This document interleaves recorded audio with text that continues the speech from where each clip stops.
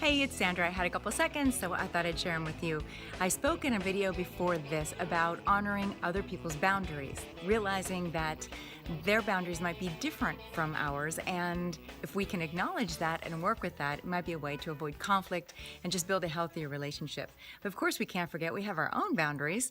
So let's take a look today at how I have learned a bit from watching my pack of dogs and watching my herd of horses as to how they enforce their own boundaries and keeps themselves safe, both physically and emotionally. So when I watch these horses interact, they do push themselves around in the herd a little bit, and each one of these horses has a different physical boundary, a different space, maybe where they feel safe, and they reinforce that. It's funny because they don't think for a second about whether or not they're going to hurt the other horse's feelings by asking them to move out of their space.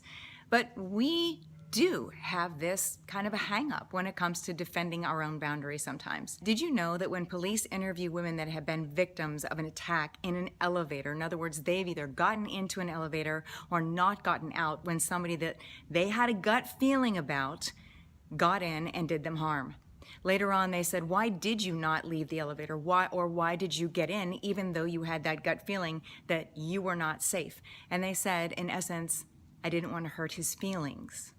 This is a total stranger.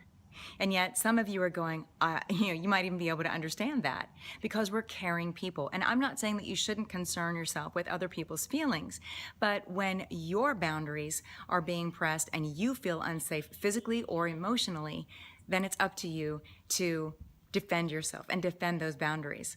You see, horses don't bother worrying about whether or not they're going to hurt the other horse's feelings. They are extremely efficient in their energy. And if you think of us as expending emotional energy, well, we shouldn't be expending our emotional energy in a situation with someone that could cause us stress or harm.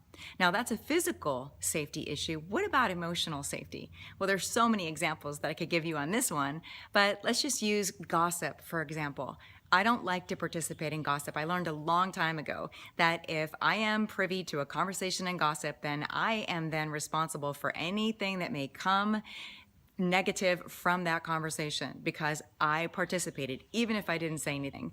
So in order to keep myself emotionally safe, that's a boundary for me that I don't gossip. So I literally will say, hey, it's not my business, and this sounds like gossip, and I'm just not going to participate in this. And I'll actually walk away. So I will physically remove myself in order to keep myself emotionally protected from that situation that could escalate down the line into something that I don't really want to be a part of.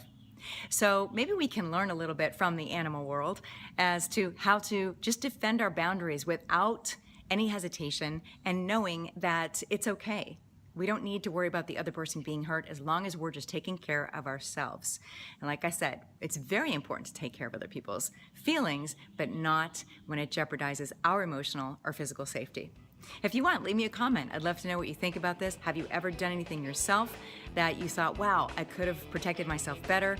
Are there any lessons that you've learned? I'd love for you to share them with me. So leave them in the comments.